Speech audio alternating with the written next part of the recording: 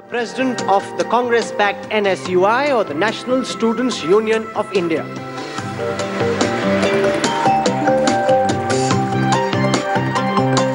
Vikas Urz is the Secretary of the Students Association at the Film and Television Institute of India in Pune.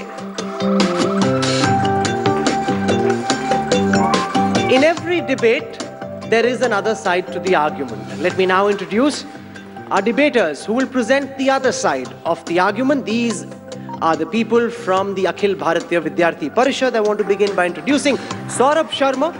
He is Kanhaiya's arch nemesis. He is the Joint Secretary of the Jawaharlal Nehru University Students' Union, a member of the RSS-backed Akhil Bharatiya Vidyarthi Parishad.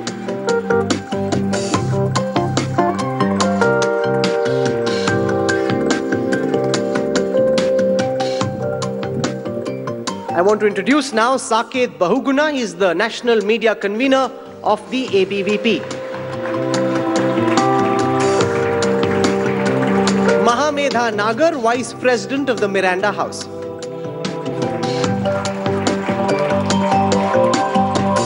You know, this is the first time we're actually having a campus debate at the India Today conclave.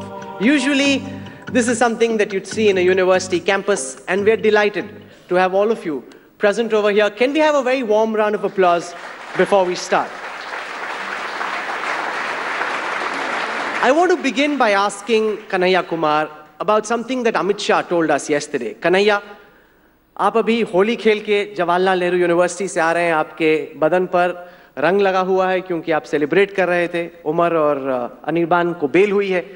Amit Shah यहाँ पर जहाँ पे आज आप बैठे हैं कल शाम में मौजूद थे, और बीजेपी के अध्यक्ष ने हमें कहा कि नारेबाजी किसने की, क्या की, वो तो दूर की बात है. अमित शाह का कहना है कि अफजल गुरु की याद में जवाहरलाल नेहरू यूनिवर्सिटी में एक इवेंट का आयोजन किया गया और उस इवेंट में आप शरीक थे. नारे आपने लगाए नहीं लगाए ये दूसरी बात है, लेकिन एक आयोजन होना, उस आयोजन में आपकी मौजूदगी, ये खुद में ही एक एंटी नेशनल एक्टिविटी है. कन्हैया,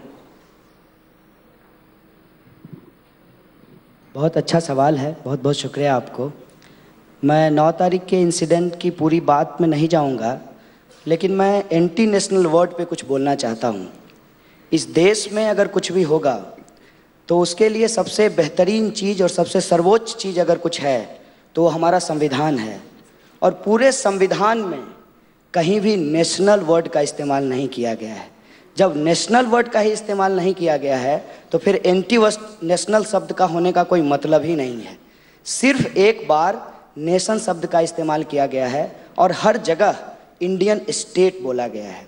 और हमारे देश की जो प्रस्तावना है उसकी शुरुआत होती है we the people of India. पहले तय कर लीजिए कि कश्मीर हमारा हिस्सा है कि नहीं है. मेरा मानना है कि कश्मीर भारत का हिस्सा है, अभिन्न हिस्सा है. और कश्मीर के जो लोग हैं उनके ऊपर बात करना, एक भारतीय के ऊपर बात करना कोई बुराई नहीं है.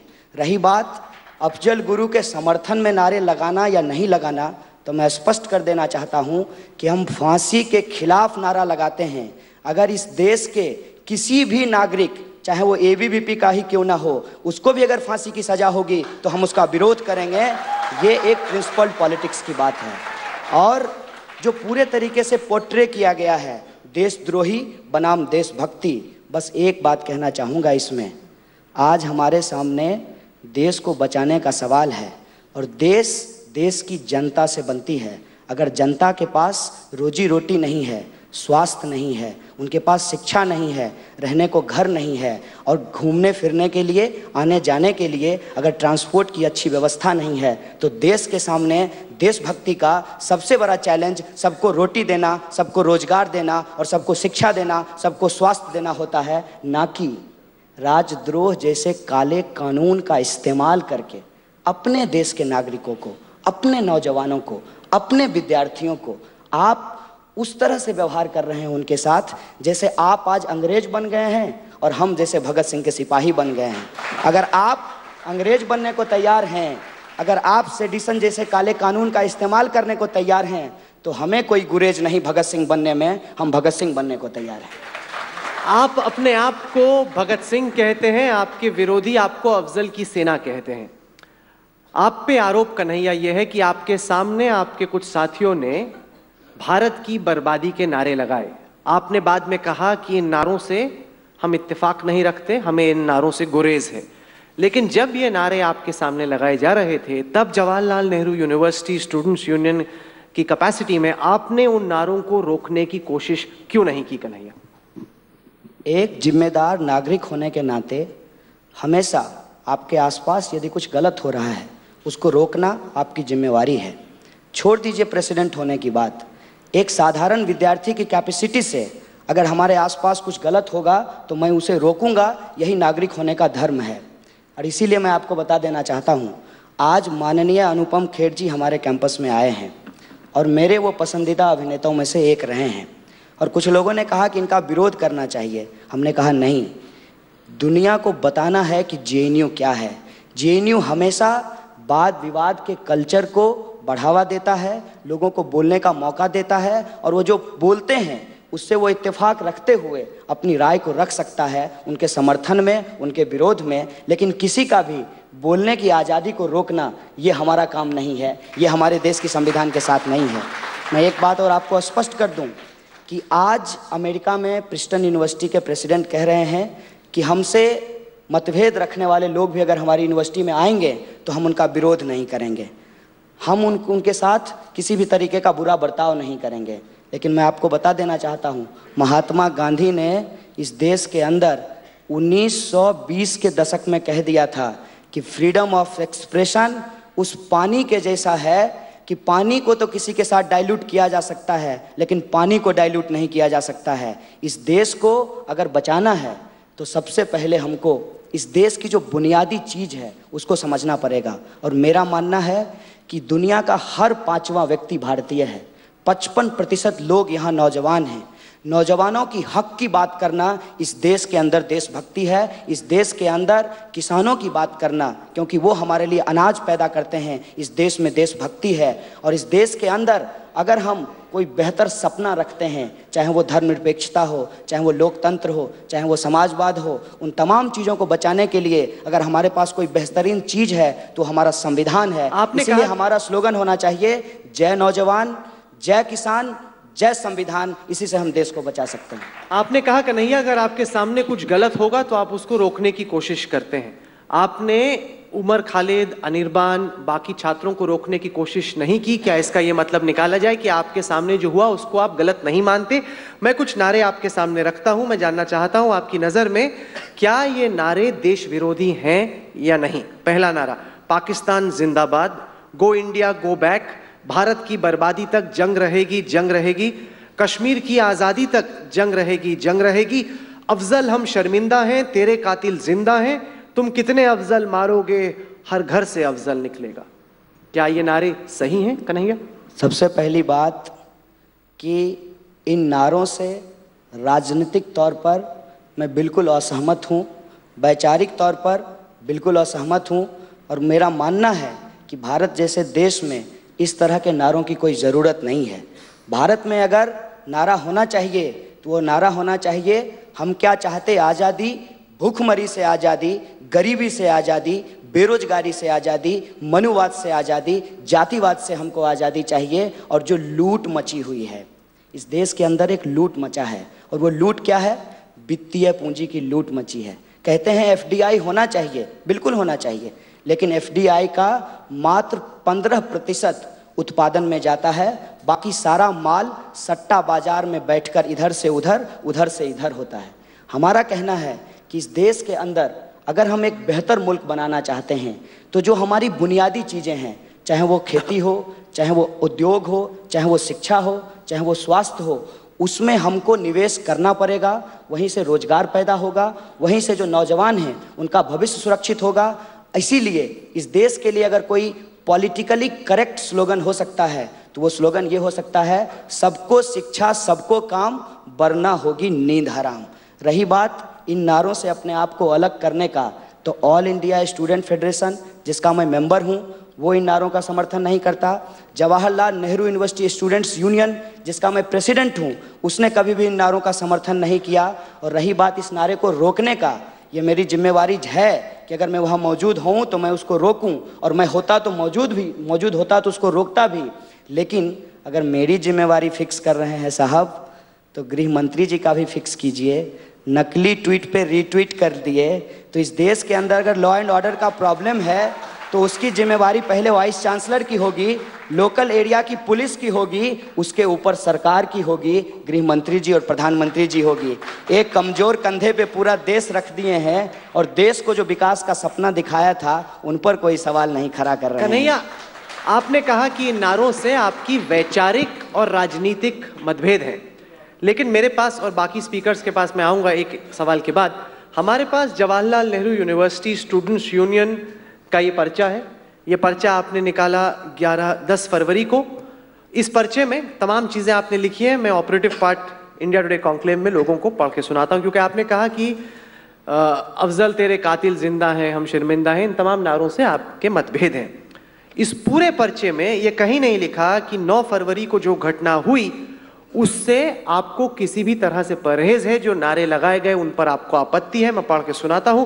The program with the participation of hundreds of students successfully continued till the end without mic और light. After the program, all the progressive and democratic organizations took out a spontaneous march against the authoritarian diktats of the JNU administration and its shameless collusion with the ABVP.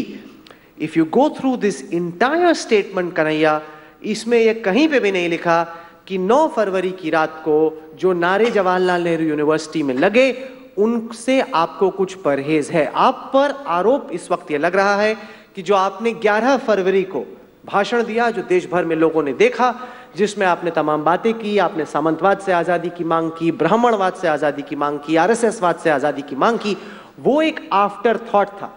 शुरुआत में जो JNU में हुआ उसमें आपने कुछ भी गलत ना पाया, ना समझा, ना उसके खिलाफ कुछ कहने की जरूरत महसूस की। राहुल जी, आपका प्रश्न बहुत अच्छा है। मुझे उम्मीद थी कि इस तरह की प्रश्न आएगी तो मैं कुछ बता पाऊंगा। देखिए, जिम्मेवारी तय करने पर हमने आपको एक जवाब दिया कि जब जिम्मेवारी तय करना है तो एक नागरिक का ही क्यों, देश के गृह मंत्री की भी जिम्मेवारी तय होनी चाहिए। उसके बाद जो आप ये एक्सप्लेनेशन दे रहे हैं वो पर्चा हमने लिखा है, वो JNU-SU की तरफ से आया है। मैंने नहीं भी लिखा फिर भी वो उसकी जिम्मेवारी मुझे लेनी पड़ेगी क्योंकि उस पर हमारा साइन है। उस पर मैं ये कहना चाहता हूँ आपको कि जहाँ तक नारे की बात है, नारे के बारे में शायद आपको भी नहीं मालूम चला होता जब एक खास न्यूज़ चैनल के द्वारा उसको प्रसारित नहीं किया गया होता। मैं ये नहीं कहता कि मीडिया हाउस ने दिखाया नहीं दिखाया, ये एक अलग बहस है। कि आपके हिसाब से वो नारे लगना ठीक नहीं था? अगर नहीं था तो आपने आपत्ति दर्ज नहीं की, पर्चा निकाला, उस पूरे कार्यक्रम के समर्थन में कहीं नहीं कहा कि जो कार्यक्रम में नारे लगे वो गलत थे। सवाल यह है कि आपको जानकारी होगी तब तो आप बताएंगे। मान लीजिए आपका पेट खराब है और आम खाने से आपका पेट खराब हो गया, ये अनुभव आपको होगा तब तो आप दूसरे से शेयर करेंगे। जब आप कार्यक्रम में मौजूद नहीं हैं, आपको ये मालूम नहीं है कि नारे लगे हैं, उस जानकारी के बिना, जिस जानकारी के बिना उस न्यूज़ चैनल ने चला दिया, उस जानकारी के बिना अगर मैं भी कुछ बोल देता तो उस न्यूज़ चैनल और मुझ में क्या फर्क रह जाता। चलिए, आप बिना तथ्यों के किसी भी चीज़ के बारे में कोई बातचीत नहीं करनी चाहिए। आपने इस बहस की शुरुआत की। अब मैं ABVP के छात्रों के पास आता हूं। सबसे पहले सौरभ शर्मा, आपने शिकायत की। इस पर्चे में लिखा है कि एक फिक्स्ड मैच है कि मोदी सरकार बनने के बाद जवाहरलाल नेहरू यूनिवर्सिटी के वाइस चांसलर को बदला गया। ABVP कभी भी अपने दम पर Jawaharlal Nehru University Students union पर पूरी तरीके से कब्जा नहीं कर पाई है। बहुत कम ही आपके छात्र जीतते हैं। आप डेमोक्रेटिकली जीत नहीं पाते, कन्हैया की सोच को हरा नहीं पाते, इसीलिए अब आप पुलिस और सरकार की मदद ले रहे हैं वाद विवाद की जो प्रथा JNU में रही है उसे खत्म करने के लिए। देखिए, सबसे पहले मैं बोलने में महारथी नहीं हूँ, और एक मैं गरीब परिवार से हूँ, एक पिछड़े परिवार से आया हूँ, और जो हमारे गाँव से जो संस्कृति मिली है, मैं एक पिछड़ा परिवार से हूँ, और गाँव से जो संस्कृति मिली है, जब मैं JNU में आया तब मुझे पता चला कि ये चकाचौंध दिल्ली की क्या होती है। जो लोग आज संविधान की बात कर रहे हैं, जो लोग आज भारत माता की बात कर रहे हैं, 4 साल से मैं देख रहा हूँ इस कैंपस में कैसे कैसे हमारे संविधान की धज्जियाँ उड़ाई जाती हैं। आज बाबा साहब का याद करके आप बचना चाहते हैं, और जिस तरीके से आप कैंपस में पिछले 4 सालों से जब से मैं हूँ आप लोग कर रहे हैं, और बहुत ही अच्छा इसमें आप लोगों के साथ साथ जो वहाँ के आपके प्रोफेसर्स हैं जो आपका साथ दे रहे हैं, इसलिए आपको बोलना बहुत ही अच्छा आता है। लेकिन जो एक जो एक संघर्ष करता हुआ, जो दिमाग से तो अपनी पढ़ाई में लगाता है लेकिन दिल से भारत माता की और राष्ट्र के प्रति प्रेम रखता है, और वो जब आगे बढ़ता है, जब इन विरोधियों का जब विरोध करता है तो ये लोग संविधान उठते हैं। मैं बताना चाहूँगा कि ये कोई पहली घटना नहीं है जीवन में। जो आज इंसिडेंट बोला जा रहा है ये पिछले कई सालों से होता रहा है। मैं ये बोल रहा हूँ कि 15 साल से विद्यार्थी परिषद वहाँ नहीं जीत रही है ऑफिस बेरस में, लेकिन सबसे ज़्यादा वहाँ के काउंसलर में अखिल भारतीय विद्यार्थी परिषद के हम लोग आते रहे हैं, और सबसे लीडिंग स्टूडेंट ऑर्गेनाइजेशन में हम लोग वहाँ पे थे। लेकिन इस बार हम लोगों ने अपने वहाँ के छात्रों का दिल जीता, और 15 साल बाद जो मैं जीत के आया, जब वहाँ पे आज कैंपस में क्या सुविधा हो रही है वो आप लोग देख सकते हैं। लेकिन मैं कुछ आपके सामने फैक्ट देना चाहता हूँ, जो आज लोग कैमरे पे आके अपने आप को बचाना चाहते हैं, अपने आप को बोलना चाहते हैं, अपने आप को बचाने की कोशिश कर रहे हैं। ये हमारे पास एक पोस्टर है जो कि 2 फरवरी 2016 को ही है, जिसमें सीधा लिखा हुआ है कि अफजल हम तेरे अरमानों को पूरा करेंगे। तब मैं अपने कन्हैया जी से पूछना चाहता हूँ इस पे आपका क्या विचार था। उसके बाद 8 फरवरी को ये एक पोस्टर आता, एक पर्चा आता है पूरे मेस में, जेएनयू में एक पर्चा पोस्टर का एक डिबेट है जिसमें इसमें जुडिशियल किलिंग लिखा हुआ है। अब आप संविधान को मानते हो तो शायद इस पे विरोध किए होते, ठीक है, उस पर भी नहीं किए। तो ये जब कल्चरल इवनिंग आया था, जो पोस्टर लगा हुआ था, तब शायद आप इसको विरोध करते, ठीक है, चलिए मान लीजिए आपको इतना पता नहीं।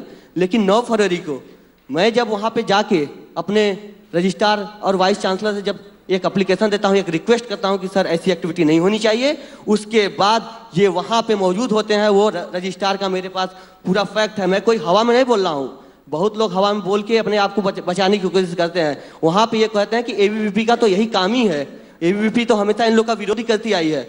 और उसके बाद जिस नंबर से ये फ़ोन किए हैं, मैं नंबर एक बार पढ़ना चाहता हूँ कि 9457565317, जो कि 6 जनवरी 2016 को ये नंबर लिया गया है, जो इनके द्वारा फ़ोन किया गया था रजिस्ट्रार साहब को कि आपने प्रोग्राम को कैंसिल क्यों किया ने दिया।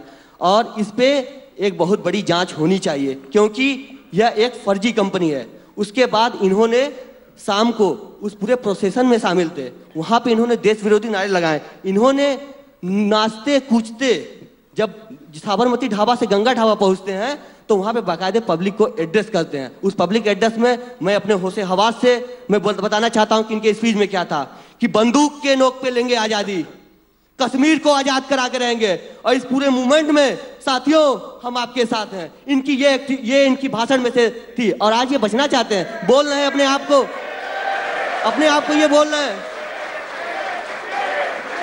अपने आप को ये बोल रहे हैं कि मैं वहाँ पे मौजूद नहीं था। बहुत इन्हें शर्म करनी चाहिए, इन्हें पूरे देशवासियों से माफी मांगे।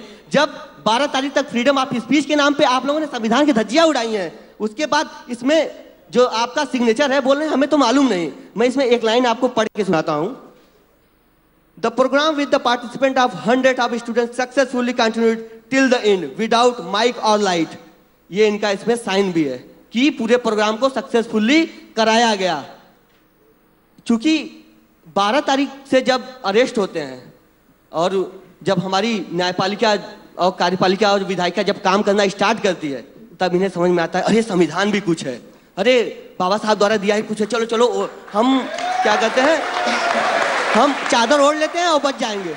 ये कम्युनिस्ट जहां भी रहे, मैं बताना चाहता हूं कि जब बाबा साहब चुनाव लड़ रहे थे अपने मुंबई से, और वहां पे इनके ही पेरेंट पार्टी सीपीआई ने बोला था कि बैलेट जला दो लेकिन उन्हें वोट मत दो, तब आपके बाबा साहब कहाँ थे? तब आप आज उनके आड़ में बचना चाहते हो। और किस गरीबी की बात कर रहे हो आप, किस मजदूरी की बात कर रहे हो? आप लोगों ने कितनी लड़ाई लगी, हवा में चिल्लाने से और स्लोगन लगाने से नहीं हो जाएगा। गरीबी पिछले 60 सालों से रही है, 2 सालों से नहीं आई है, और धीरे धीरे बदल रहा है। हम लोग कंधा से कंधा मिला के लड़ रहे हैं, कंधा से कंधा मिला के सभी लोगों से आगे बढ़ रहे हैं। लेकिन अगर आप एक चिल्लाने से, एक स्लोगन, आपके पास कोई है आधारभूत है, आपके पास मान लीजिए ठीक है मैं गरीबी है, हमारे यहाँ समाज में कुछ बुराइयां हैं, आपके पास क्या प्लान क्या है? प्लान जब आते हैं तब तो आप छिप जाते हो।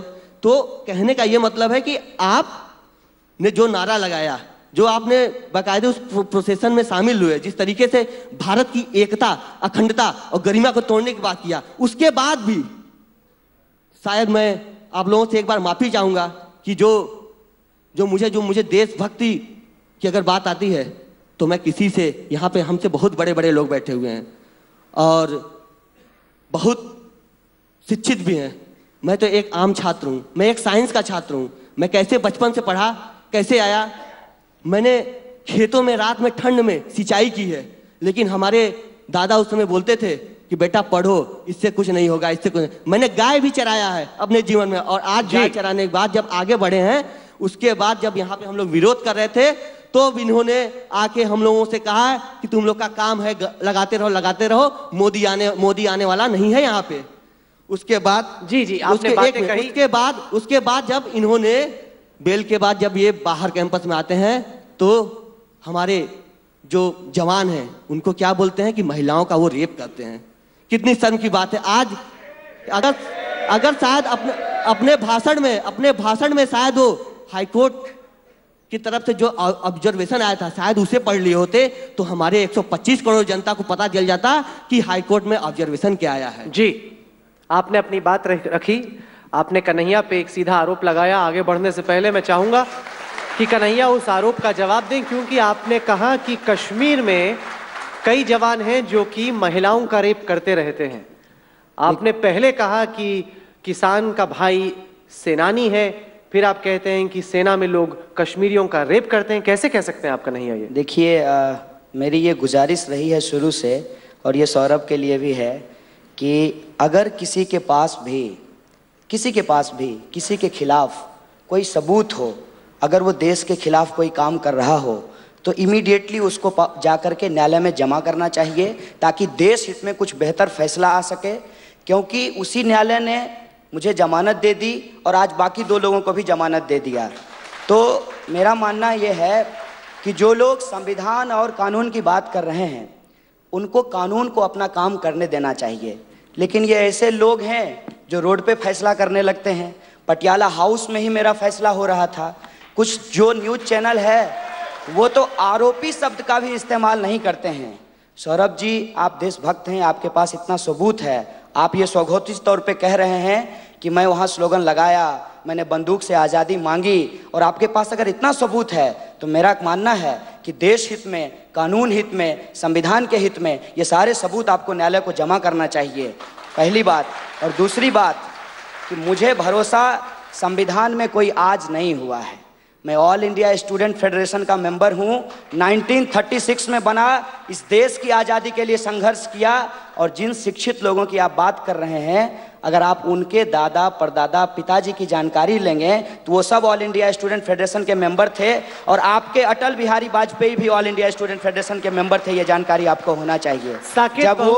जब वो सरकारी गवाह बन गए अंग्रेज की तरफ से, तब उनको संगठन से निकाल दिया गया था। ये आपका इतिहास है, ये अंग्रेजों के साथ जाने का आपका इतिहास है। हम देश की आज़ादी के लिए लड़ने वाले लोग हैं। दूसरी बात, आपने कहा कि आप सेना के बारे में बोले।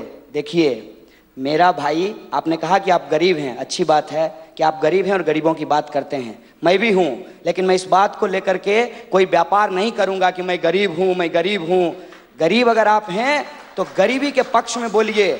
16 करोड़ लोग सरकारी आंकड़ों में अपना नाम दर्ज कराए हैं कि मैं रोजगार हूं, माननीय मोदी जी हमको रोजगार दें, हमको शिक्षा दें। 16 करोड़ लोगों ने अपना नाम रजिस्टर कराया है इस देश के अंदर। आप 125 करोड़ लोगों की बात करते हैं, मैं सिर्फ एक बात कहता हूं कि 125 करोड़ लोगों के पक्ष में अगर कुछ कहना है तो दाल रोटी का कानून पास करवा दीजिए आपकी सरकार से। हमारी तो कोई पार्टी नहीं है, मैं सीपीआई का मेंबर नहीं हूं, मैं ऑल इंडिया स्टूडेंट फेडरेशन का मेंबर हूं। अगर आप एबीवीपी होते हुए बीजेपी के मेंबर हैं तो आपसे अपील करना चाहता हूं कि मोदी जी के पास मेरा संदेशा पहुंचा दीजिएगा, और शिक्षा मंत्री जी से कहिएगा, माननीय स्मृति ईरानी जी से, कि हमारा छात्रवृत्ति दे दें, हमारा वजीफा दे दें। हमको शौक नहीं है रोड पे जाकर के डंडा खाने का और पानी में वाटर कैनन झेलने का। अभी हमने एबीवीपी से सुना, उन्होंने कहा कि कन्हैया के खिलाफ सबूत हैं, कन्हैया को लोगों ने देखा देश विरोधी नारे लगाते हुए, बंदूक की नोक पर आज़ादी मांगते हुए। वो नारे हमने टेलीविजन चैनल्स पर भी देखे, लेकिन जब इंडिया टुडे समूह ने उन टेप्स को वेरीफाई करने की कोशिश की, जानने की कोशिश की, तो निकल के आया कि वो टेप्स नकली हैं। कन्हैया मांग रहे हैं आज़ादी सामंतवाद से, ब्राह्मणवाद से, जातिवाद से, और किसी ने बहुत ही एक खतरनाक साजिश के तहत उसके ऊपर देश विरोधी नारे लगा दिए। तो पहली बात तो ये कि अब तक किसी ने भी कोई ऐसा टेप नहीं देखा जिसमें कन्हैया खुद ये कह रहे हैं देश को तोड़ने की बात कर रहे हैं। दूसरा ये, जैसे ये कह रहे हैं कि बिना कोर्ट की वेट करते हुए, बगैर बजाय इसके कि कोई जज बताए कि गुनहगार है या नहीं, पटियाला में ही कोशिश की गई और उसमें कुछ बीजेपी के विधायक भी शामिल थे कि वहीं पर फैसला हो जाए। ये जो स्ट्रीट जस्टिस है ये बहुत खतरनाक, और सबूत के तौर पर पेश किया गया फर्जी वीडियो।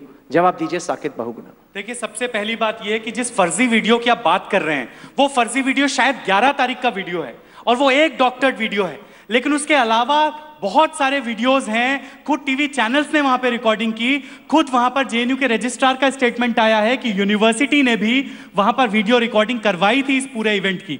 और अब जबकि बात इस स्टेज तक आ गई है कि हमारे कन्हैया कुमार जी अभी कह रहे थे कि मुझे कोर्ट से बेल मिली है, शायद उन्होंने ये बेल ऑर्डर ठीक से नहीं पढ़ा।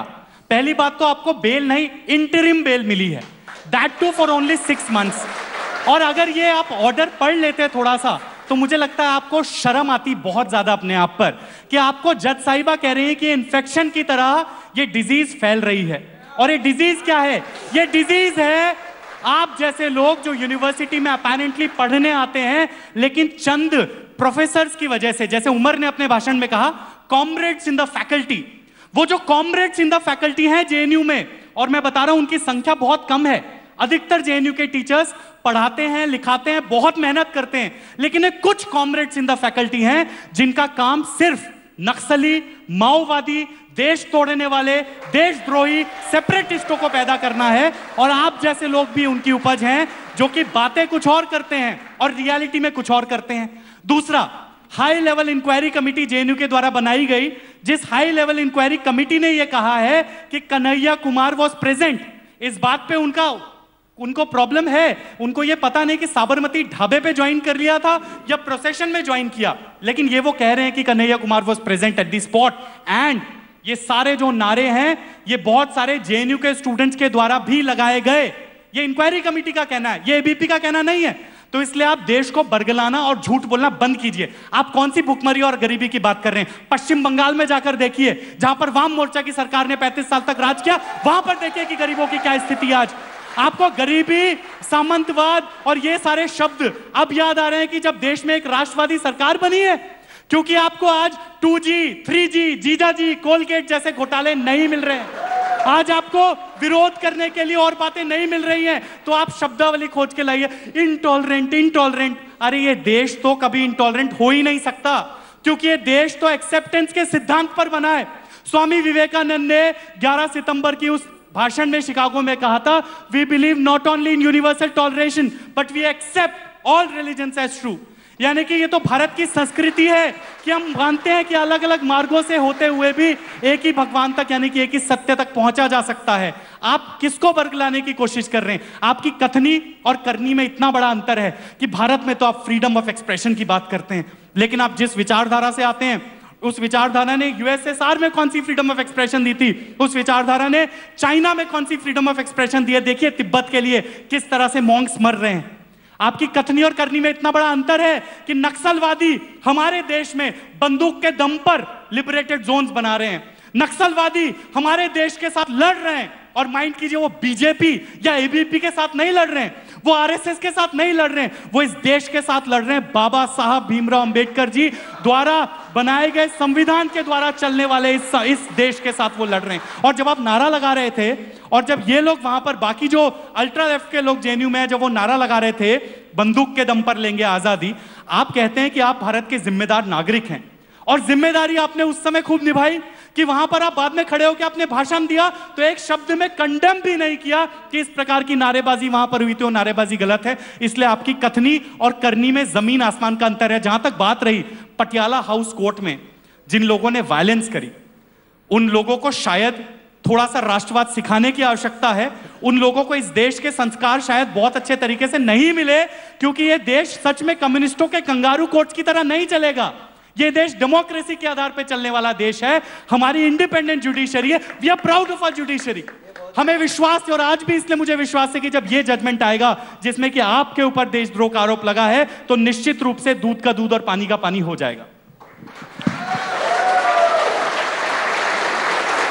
मेरा अगला सवाल शहला रशीद से है। आप वाइस प्रेसिडेंट हैं जेएनयू स्टूडेंट्स यूनियन की, और जवाहरलाल नेहरू यूनिवर्सिटी पर यह आरोप लगता है कि यहाँ पर एंटी इंडिया इवेंट्स फैशनेबल हैं। 2010 में जब दंतेवाड़ा में 76 सीआरपीएफ के जवान नक्सली मारते हैं, उसके बाद एक जश्न मनाया जाता है जवाहरलाल नेहरू यूनिवर्सिटी में, और लोगों को इस बात से बहुत गुरेज है कि क्यों भारत को तोड़ने की बातें, भारत की बर्बादी की बातें यहां पर होती हैं और इसका अब तक विरोध क्यों नहीं किया गया। उनका कहना है कि अब तक अगर गलत चीजें हुई हैं, इसका यह मतलब नहीं कि आगे भी वो हो, कभी ना कभी लोगों को मिलकर कहना होगा enough is enough, this is not acceptable. Rahul ji, बस एक पॉइंट मैं ऐड करा देता हूं। फिर ये साकेत बहुगुणा जी जो बोल रहे हैं वो जेएनयू से हैं, और इस देश में अभी इस देश के जो एमपी हैं 10 लोग जेएनयू से हैं, 5 जो हैं वो बीजेपी में हैं। इस देश के अंदर 4500 डिप्लोमेट हैं, 2500 लोग जो हैं वो जेएनयू से हैं। इस देश के अंदर 65% लड़की अगर किसी कैंपस में पढ़ती है तो वो जेएनयू है। इस देश के अंदर मेरे जैसा बच्चा जिसकी माँ 3000 रुपया कमाती हो, वो पीएचडी कर पाता है, वो जेएनयू है। तो जेएनयू के बारे में जो बातें कही जा रही है वो जेएनयू नहीं है। जेएनयू अगर कहीं खड़ा होता है तो इस देश के अंदर संविधान के मूल्यों के साथ खड़ा होता है, और इस देश के अंदर आज़ादी का जो सपना था उस सपने को पूरा कराने के लिए अपना योगदान देता है। बहुत बहुत शुक्रिया। एक बात और जो एक सेकंड, मुझे इसको मॉडरेट करने दीजिए। इस तरीके से अगर हर आदमी अपने आप बोलेगा तो नहीं होगा। मैं इस वक्त आपको बोलने की इजाजत नहीं देता। मैंने शहला रशीद से सवाल पूछा, उसे जवाब देने दीजिए। The men have got a lot of time to speak, so I should also get time to speak. First of all, I would like to congratulate all progressive sections of this country that Umar and Anirban, who are 2 students of JNU, they have got bail today. We are very happy. And the court judgment and sorry, not the court judgment, the bail order actually mentions that section 124A does not apply. Sedition does not apply.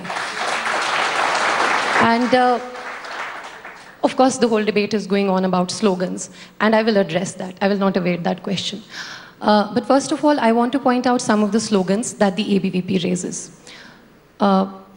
खून से तिलक करेंगे, गोलियों से आरती। जो अफजल की बात करेगा वो अफजल की मौत मरेगा। यानी आप जस्टिस एपी शाह को भी मारेंगे, आप जस्टिस मार्कंडे काजू को भी मारेंगे। सभी नेशनल लॉ यूनिवर्सिटीज़ में जो सेमिनार्स होते हैं जिसमें Afzal Guru case, Nathuram Godse case, many other cases which are case studies where they are studied, आप उन सब नेशनल लॉ यूनिवर्सिटीज़ में जाएंगे और आप लोगों को मारेंगे।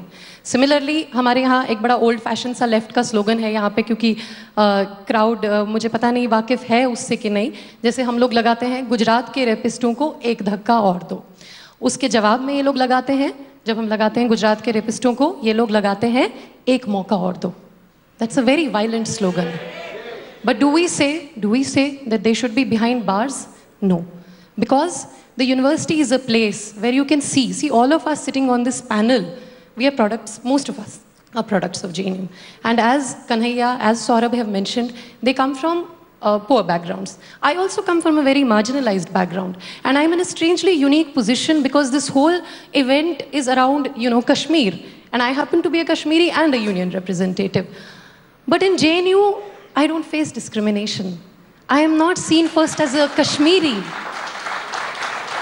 I can get elected to the union with the highest number of votes without having to face any bias. That is JNU. I am looked at as a political activist, as a dedicated activist first.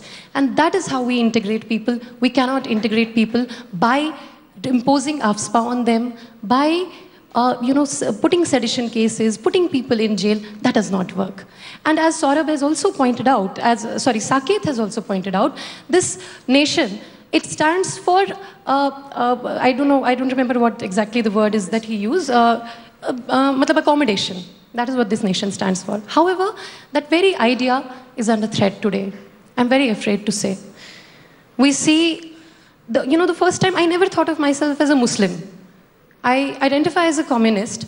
I never thought of myself, my Muslim identity was never very strong or anything. But the only time when I felt pained, a little pained as a Muslim, was when this whole thing about love jihad, ghar wapsi, gau raksha, all of this was going on in this country. It hurts. It hurts. When the Dadri lynching happened, it pained. It did pain. How are you going, how, when we say that Kashmir is an integral part of India, how exactly is that going to be achieved? If it's not a matter of, deciding whether Kanhaiya said something about army, being involved in rapes or not. The Justice Verma Committee, which was appointed by the government of India, not by JNU. The Justice Verma Committee actually acknowledges in its report that there are widespread complaints, there are widespread accusations, and I would especially urge the women in this crowd to be sensitive to this. The Justice Verma Committee actually mentions that rapes do happen with impunity in Kashmir.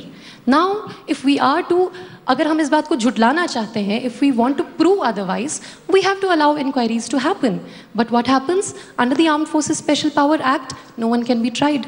The armed forces, they have effective immunity. They cannot be tried without the MHA's permission, but that permission is never given. Now, I want to ask a couple of things. As I would go back again to what Saurabh and Kanhaiya have said, we are all from marginalized backgrounds in one way or the other, and we are studying in a premier university of the country. How is it possible? How is it possible? It's possible because we have a university that has a unique progressive admission policy where you can study in a public funded institution and you can actually be familiarized with the democratic institutions of this country. Honestly, and I don't know, after this there will be an FIR on me, there will be a court case on me when I say this. But if you actually ask me to be honest today, Rahul, I have grown up seeing a very violent image of India. Where I have grown up, to be very honest. अब आप में से कुछ जाकर ABP के कुछ लोग जाकर मेरे ऊपर FIR कराएंगे, वही सब कुछ हो रहा है, जो भी कुछ बोल रहा है उस पर FIR हो रही है. But I would urge you once to listen. I make a very earnest appeal. Where I come from, I've seen a very violent image of India. And when was the only time in Kashmir you have seen often a poll boycott. People don't go out to vote. In 1996, the armed forces, they came to our house, and you can prosecute me for this, but they came to our house with their boots on, and my grandmother was sitting there, she's now dead, she was sitting there, and they said, ye budiya se bhi vote dalwao. Budiya ne vote diya ya nahi diya? This is what I have seen this. Now you cannot falsify this.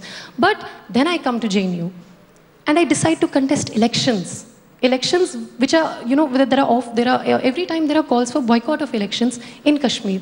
But in JNU, I decide to participate in electoral democracy. Which are the institutions which inspired that faith in me? Which are the institutions? These are institutions, these are democratic processes that we need to protect from the RSS today. The RSS, what is it doing? What is it doing? In FTII, you have 35 students are charge sheeted. This is not about Afzal Guru or anything. I'll tell you, I'll come to the slogans. But I want to, because I'm getting a chance to speak to you all directly, I want to say this. I went to Allahabad University. We were having a protest, a 3-month-long protest, which many media houses did not show. It was called the Occupy UGC. It was for research fellowships. And I went to Allahabad University. I went to many parts of the country to campaign for the protests, for the movement that was going on. In Allahabad University, the ABVP snatched the keys of the hall where the program was supposed to be held. They inflicted violence on the students who had come to listen to the program. It was not about Afzal Guru. It was not about Yaqub Menon. There were screenings. In Hyderabad Central University, the ASA, Ambedkar Student Association, wanted to screen the Muzaffarnagar Baki hai. And this is actually the thing which led to the chain of events which finally led to Rohit Vemula's suicide. And ABVP wanted to disrupt it. In JNU, we wanted to screen caste on the menu card, Muzaffarnagar Baki hai. Every time they disrupt, ABVP was always there. But now, because their government is in the power, every time they call up the police that, we don't like this program. Today, in DU, Professor Chaman Lal, who is the best renowned scholar on Bhagat Singh, he was giving a talk and he was attacked by the ABVP members. This was not about Afzal Guru. He was not talking about Yaqub Memon. Why is this happening? We need to introspect this, and I would, with honesty, urge you to reflect upon this. चलिए मैं चाहूँगा कि Don't push people away from the nation. मैं चाहूँगा कि महामेधा नागर इस सवाल का जवाब दे. हाँ, बोलिए, आप खत्म कीजिए फटाफट. I would like to talk about the slogans as well. What is being said, there are some slogans. See, Pakistan Zindabad जो है वो कभी JNU campus में लगा ही नहीं. This I can tell you. And you know what? Had Pakistan been a nation where there was equality for minorities, equality for women, where there was no violence, where there was no poverty, I would be the first one to say Pakistan Zindabad. But there isn't. And that is why no one in JNU will also raise that slogan, because we are aware. We are aware of the inequalities of the kind that we have in India. They are in Pakistan too. We did not raise that slogan. Some people, yes, some people did indeed raise some slogans to the effect कि भारत के टुकड़े होंगे. And I, Kanhaiya was not present there. I was initially present there. I'm honest enough to say that. And I advised them, you know, please don't raise such slogans. But see, I'm stressing one more thing. These people were not from JNU. And JNU Student Union is not a censor board. For example, ABVP raises many slogans which are very bad, which sound very bad. We don't tell them कि आप ये slogans मत लगाइए. We can advise, we can condemn, okay? But we don't put cases on them. We don't want to see our friends behind bars. They are students like us. चलिए महामेधा नागर, आप जवाब दीजिए. तमाम बातें शहला ने कही. उन्होंने कहा कि जब से मोदी सरकार बनी है तब से ABVP बार बार ऐसी किसी भी चीज पर जिस पे उन्हें आपत्ति होती है पुलिस को फोन करते हैं और पुलिस की दबंगाई के दम पर फ्रीडम ऑफ स्पीच, अभिव्यक्ति की आज़ादी पर अंकुश लगाने की कोशिश कर रहे हैं. जो काम आप चुनाव में वामपंथी संगठनों को हरा के कर नहीं पाते, वो अब आप पुलिस की मदद से करने की कोशिश करें. पहली बात, वामपंथी संगठन को इस बारी बहुत अच्छी मार पड़ी है सौरभ शर्मा नाम की. तो मैं ये नहीं कहूँगी कि हम कभी हरा नहीं पाए और कभी हरा नहीं पाएंगे, और आने वाले सालों में हम और अच्छे एग्जाम्पल सेट करेंगे. And I am very sure about it. दूसरी चीज़ जो मैं एक पकड़ी थी, अभी उन्होंने बोला अपना सारा एक्सपीरियंसेस बताए. I guess every single body has their own sympathy cards to play with. मैं कश्मीरी मुस्लिम होके खेल सकती हूँ सिंपैथी कार्ड, मैं एक गुजर लड़की होकर के खेल सकती हूँ कार्ड, मैं एक लड़की होकर के एक सिंपैथी कार्ड खेल सकती हूँ. So let's not play the sympathy card politics here and talk about facts. Let's stop whining about the fact that I'm a woman, I'm a female, and I'm bloody unempowered and empathy, all that. Please, it's about empathy, grow about. Please. And let me complete, madam. Thank you. So, talking about Modi government, जब से हम लोग सरकार में आए हैं, हम लोग सत्ता में आए हैं, आई गेस हमारा जो पहला ही बड़ा प्रोटेस्ट हुआ था सरकार बनने के बाद में, वो था यूजीसी का नॉन नेट फेलोशिप का प्रोटेस्ट, जिसमें मुझे JRF SRF फेलोशिप, जिसके अंदर मुझे भी याद है कि मेरी भी टांगें टूटी थी, मेरे भी कपड़े फटे थे. ठीक है, तो आप ये नहीं कह सकते कि हमने कभी अपनी सरकार के अगेंस्ट प्रोटेस्ट नहीं किया, हमने कभी उनका अपोजिशन नहीं किया. मैं तो कहती हूँ आप आज भी मोदी जी को मेरे सामने खड़ा कर दीजिए, और अगर वो मुद्दे में जान होगी तो मैं मोदी जी से भी लड़ जाऊंगी. सो यू नेवर कॉल मी कि मैं अपनी सरकार के अगेंस्ट नहीं जा सकती. तो महामेधा, मैं आपसे पूछता हूं, पिछले 2 साल में क्या मोदी सरकार ने कोई एक ऐसा फैसला लिया जिससे आप इत्तेफाक नहीं रखती, जिसके खिलाफ आप आवाज उठाना चाहेंगी? आप साकिब की तरफ ना देखिए, आप खुद अपना जवाब दीजिए. मैं आपसे पूछ रहा हूं कि पिछले 2 साल में क्या मोदी सरकार ने कोई भी एक ऐसा फैसला लिया है जिसके खिलाफ आप आवाज उठाना चाहेंगी? यूपीएससी का जो हुआ था उसके क्या हुआ था? यूपीएससी नहीं, CSAT में जो लैंग्वेज वाला था, that thing. And then non NET का भी जो फेलोशिप था, जो कि पहले कैंसिल हुआ था, और उसको हमने फिर बढ़ा करके PhD और MPhil का जो था 5,000 से 8,000 और 8,000 से 12,000 करवाया. उसमें करवाना है हम लोग, वी आर स्टिल वर्किंग. बढ़ा नहीं है, वो भी बढ़ा ही नहीं है, नहीं बढ़ा. एक सेकेंड, मैं चाहूंगा, देखिए ये लोग बहुत ही सालों से नेतागिरी नहीं करते हैं. मैं चाहूंगा कि आप इनकी इस तरीके से आप इनके खिलाफ ना बोलें, इनको बोलने का मौका दें. ये छात्र हैं और आपके बच्चे भी हो सकते हैं कल, तो आप इस तरीके से इनके खिलाफ वोटिंग ना करें. इनको अपनी बात, आप इनको अपनी बात रखने दीजिए प्लीज. चलिए महामेधा. और मुझे में और से में भी कंफ्यूजन नहीं होता है, भारत में भारत से. तो मैं अभी थोड़ी सी नई हूँ, माफ कीजिएगा अगर मैं आपको आपके लायक आंसर ना दे पाऊँ, but I guess I am very particular and I am very clear on my thoughts. Thank you. Rahul ji, मैं एक चीज इसमें सिर्फ जोड़ना चाहूंगा. अभी शहला ने कहा कि JNU में ऐसा है, JNU में वैसा है, JNU में ये है, JNU में वो है. I am also a JNUite, I am proud to be a JNUite. लेकिन वो JNU भी भारत में है जी, वो पाकिस्तान में नहीं है. अगर वो JNU बनाया है तो वो भारतवर्ष में है, भारत में से सब इतना पैसा मिलता है सरकार से उसको, और इसलिए हमें तो गर्व होना चाहिए कि भारत में रहते हुए हमें इतने अच्छे विश्वविद्यालय में पढ़ने का मौका मिल रहा है. लेकिन अनफॉर्चुनेटली आप लोग क्या कर रहे हैं? आप लोग वहां पे JNU में सब रिसोर्सेज को यूज करते हुए भारत के खिलाफ और उसी जेएनयू के खिलाफ साजिशें कर रहे हैं। इसलिए आपने जेएनयू का नाम खराब कर दिया पूरी तरीके से, जब इस तरह के नारे आपके सामने लगे और आपने किसी को नहीं रोका। आप भारत के जिस तरह से आप अपने को जेएनयूआइट कह रही हैं, इसी तरह से खुद को भारत की नागरिक बोलने में भी अगर आपको गर्व होता तो शायद 9 फरवरी का इंसिडेंट इतना बड़ा नहीं होता। और जेएनयू की चार दीवारी के अंदर वर्षों से जो आप एक दूसरे दुनिया में यूटोपियन वर्ल्ड में रह रहे हैं और 5 रुपए की चाय पीकर और आराम से रहकर वहां पर आप भारत को गाली देना, भारत इंडियन स्टेट को गाली देना, भारत की सरकार को गाली देना, सबको गाली देने का काम करते रहते हैं। पॉजिटिव कंट्रीब्यूशन तो बताइए मैडम, पॉजिटिव कंट्रीब्यूशन आपकी पार्टी के लोगों का क्या है? आप जब जेएनयू के जो ब्यूरोक्रेट्स के एग्जाम्पल बता रही हैं और जो पॉलिटिशियंस के एग्जाम्पल बता रही हैं और दुनिया भर के बता रही हैं, आपको जानना पड़ेगा कि जेएनयू में साइंस स्कूल्स में जब से मतलब पिछले 20 वर्षों से लगातार सारे साइंसेस में एबीपी के लोग काउंसिलर्स जीतते हैं। और आज भी जेएनयू के 30 में से 11 काउंसिलर्स जो सारे साइंस आपने कुछ सवाल उठाए शहला के लिए, शहला उसका जवाब देना चाहती है। उसके बाद हमारे 2 लोग और हैं, उनको भी बोलने की अभिव्यक्ति की आजादी है, वरना वो हमारे खिलाफ मुकदमा कर देंगे कि इनको बोलने नहीं दिया गया। राहुल जी, मैं उसमें एक ऐड करना चाहता हूँ कि जिस तरीके से एक सेकंड, आपको मैंने बोलने को अभी कहा नहीं, आप एक मिनट रुकिए प्लीज। आप शहला को जवाब देने दीजिए, फिर एफटीआई के पास और कांग्रेस के पास चलना है, एनएसयूआई के पास। मतलब अच्छी बात है साकेत ने पूछ लिया, मतलब क्योंकि आप अगर प्राउड जेएनयूआइट है आपको पता होना चाहिए। नैक होती है, नैक एक्रेडिटेशन होती है हर यूनिवर्सिटी की, जिसमें हर यूनिवर्सिटी को रेट किया जाता है। भारत में सबसे ज़्यादा नैक रेटिंग अगर किसी यूनिवर्सिटी को मिलती है 3.9 out of 4, and I have my facts right, that is JNU. And I'm sorry, I am not in JNU for 8-9 years. I've been in JNU only for 2 years. I've topped the entrance.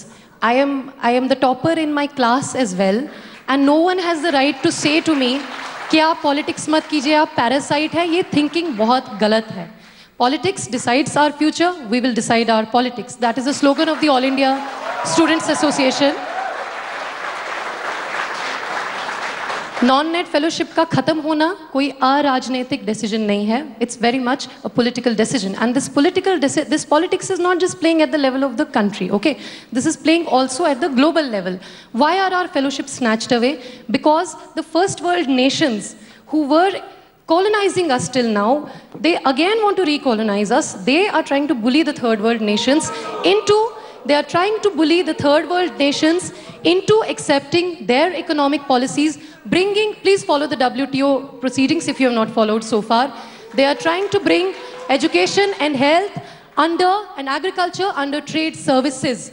And just like it has led to farmers' suicides, it will now lead to students' suicides. Education will be a commodity. You talk about merit, right? You talk about merit. We'll tell you some things about merit.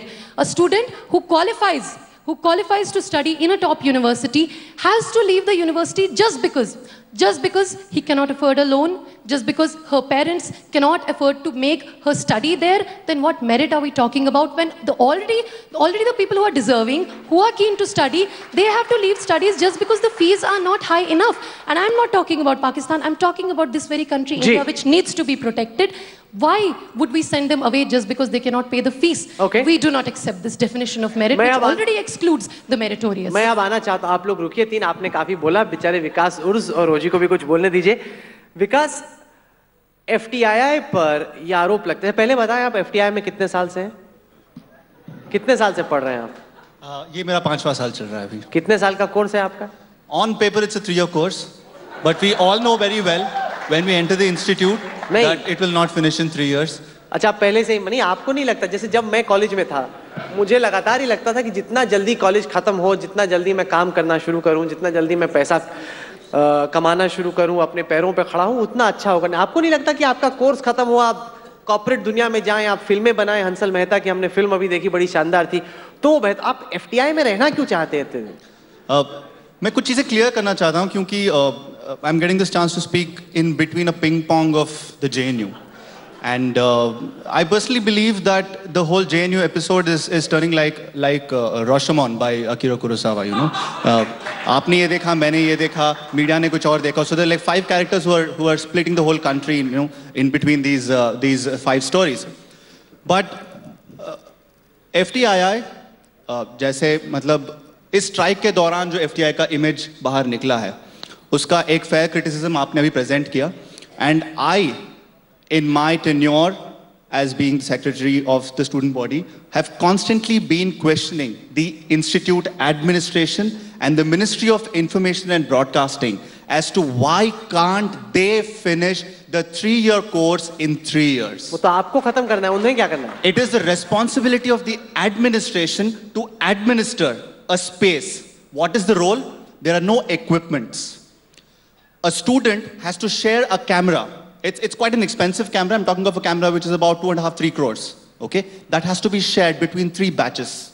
तो बाकी लोग पढ़ के कैसे निकल जाते हैं 3 साल में? नहीं निकलते हैं ना sir. I'm not talking of this in my term. The FTII course has been delayed for the last 15 to 20 years. It is not reported anywhere because nobody takes interest in film education. And that is the tragedy of this country. Government-funded film education is the least interested people are in. Shabana ma'am is here. She graduated in 1973. It was a dream with which she came to the institute. And I can honestly tell that, ma'am, because I've seen multiple interviews of yours. It's the same dream with which I came to the FTII. I am an IT professional. I was an IT professional. I graduated as an engineer. I left my cozy job with a top IT firm. Why? Because it was cinema. It was the passion for cinema that brought me to FTII. नहीं पर मुझे ये And it is that passion which keeps us in FTII, and it is not the time frame of 3 years. What you're talking of, JNU, and you know, Sheila is here, and the others also, Kanhaiya and Saurabh. A PhD course, okay, takes 5 years, 6 years, 7 years. What we do at the FTII is the space is given to the students to research on cinema.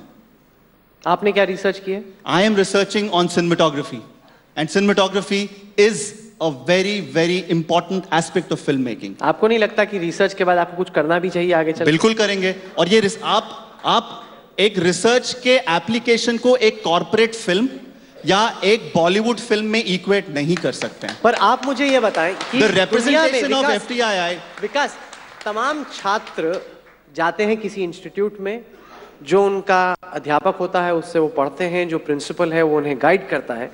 ये पहली दफा हमने देखा कि FTII के छात्रों ने कहा कि हमें ये प्रिंसिपल पसंद नहीं, ये जो हमारा नया चेयरमैन आया ये हमें कबूल नहीं.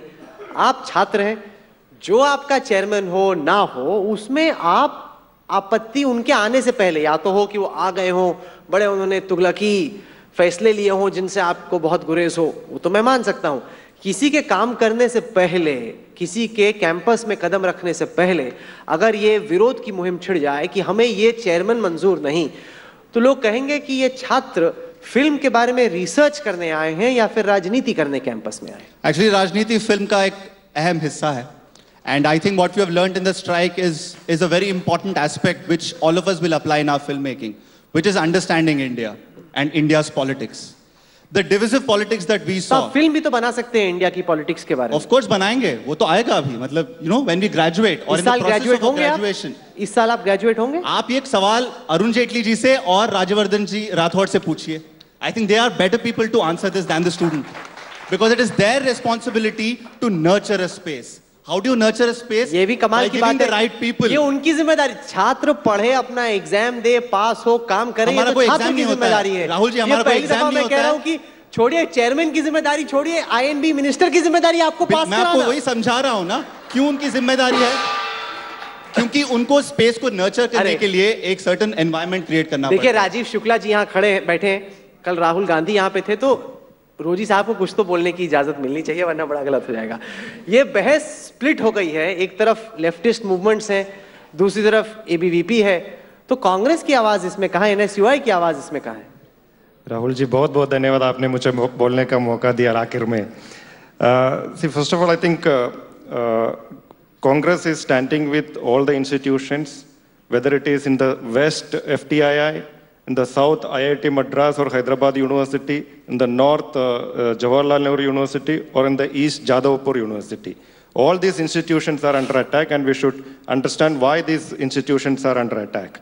See, education in India, we must understand that is not only a tool for job creation or business development or employment generation. It is also a means for social change. But ever since this government came into power, they are attacking institutions that nurture this sort of education. the institutions that leads to social change in this country. Now, we must understand that. See, the whole debate is on why students are angry. So we should understand why students are angry. We should know that the same student community, the youth who supported Narendra Modi ji and the entire Bharatiya Janata Party in 2014, they are protesting against this government. Why they are protesting? By and large, we all understand that the student community, youngsters they would like to criticize. They are largely anti-establishment. And this has always been there. That is how our student communities, that is how our youngsters are. I'll give you one example. The whole UPSC CSAT issue that my friend was mentioning about, this started during UPA regime. But let me complete, give me 1 minute. This started during UPA government's time. Students were protesting, they went outside Rahul Gandhi's house, they were sitting there. Let me complete one sentence and I'll finish. But the same students, when they protested during Narendra Modi ji's time, they were beaten up, they were thrashed. You know what has happened in Mukherjee Nagar. Now if you approach the student community with your 56-inch chest, they will definitely protest. What you need is a kind heart. What you need is a larger understanding of the student issues. Then the students will stand by you. We are not your enemies. Government must understand that the students of this country are not their enemies. Criticizing the government, criticizing the Prime Minister is not equal to criticizing the nation or is not anti-national. वक्त खत्म हो गया है, तो आखिर में 20 second में आप वो नारा एक बार सुना दीजिए जो वायरल हुआ, जिस पे गाने बने, और वहीं पर हम इस सेशन को खत्म करेंगे क्योंकि संजय दत्त आ चुके हैं और वो तैयार हैं। 20 सेकंड में वो नारा सुनाइए। देखिए, बस एक बात कह देना चाहता हूँ, मेरी राजनीति से आप असहमत हो सकते हैं, कोई दिक्कत की बात नहीं है, लेकिन आज सिर्फ JNU का मसला नहीं है, पूरे हिंदुस्तान में विश्वविद्यालयों के ऊपर हमला हो रहा है। इसलिए लड़ाई सीधी है, तानाशाहों के खिलाफ लोकतांत्रिक लोगों को एकजुट होना पड़ेगा, और राइट के खिलाफ जो भी लोग बोल रहे हैं वो सारे लोग लेफ्ट हैं। इस यूनिटी की इस देश में ज़रूरत है, और आज़ादी की जो बात है, संघर्ष की जो बात है, सिर्फ उतनी सी बात है कि जो रोहित मांग रहा है और जो JNU के स्टूडेंट मांग रहे हैं और जो जादवपुर के स्टूडेंट मांग रहे हैं, वो सिर्फ और सिर्फ एक बात है, वो उनका संवैधानिक अधिकार है, सामाजिक न्याय की बात है। और आज़ादी का नारा यही है कि हम क्या चाहते, आज़ादी, सुनसान सड़क पर आज़ादी, गरीबी से आज़ादी, भूखमरी से आज़ादी, और नकली राष्ट्रवाद से भी आज़ादी चाहिए हमको। Ladies and gentlemen, we've had a fierce contest of ideas. We don't wish to sit in on judgment on who won, who didn't. We've given you food for thought. You decide who won and carried the argument today. But can we have a very warm round of applause for this very fierce debate that we've seen and the very passionately argued comments that we've seen from both the left, the right, and whatever little time we gave the center to. Thank you so much. Thank you. Breaking news coming in this afternoon. Bomb scare at the Indira Gandhi International Airport in Delhi. Threat to Air India, Nepal Airlines flight. All on board 2 flights have been detained. There's check. So this time it's going to be me who's going to be talking to you. It's going to be me who's going to tell you what's new from the world of technology. We have news, we have reviews, and we have Sahil doing the Redmi Note 3 review. And